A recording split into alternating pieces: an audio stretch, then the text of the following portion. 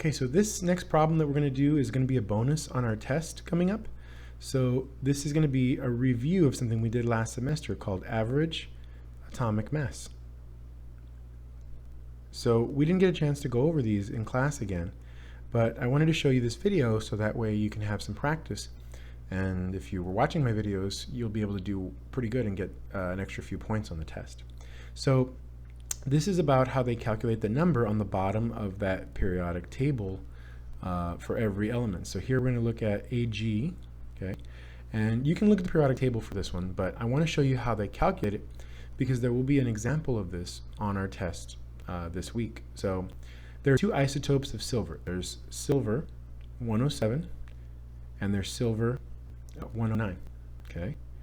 Now what that means is these things exist in nature, but they weigh differently. So silver 107 ends up being 106, and it's a long decimal, 90509, okay, AMU.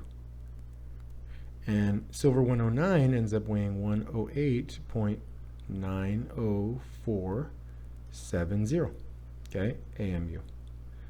Now these don't show up equally in nature. You're not gonna be able to find them 50-50, so you can't just take an average. So in this case, they actually show up different percentages. This one shows up 51.86% of the time in the world. The other 48.14% of the time, it's going to be silver 109. So to figure this out, we need to multiply the two and add them together, but you can't use whole numbers here. You have to change these into decimals. So we would take 106.90509 and 108.90470 and multiply them by the abundance, but as a decimal. So you move it 2 spaces to the left. So that would be 0.5186, and this would be 0.4814. These two we would then solve for. And in the calculator, once you get this, I got 55.4410. And for this one, I got 52.4267.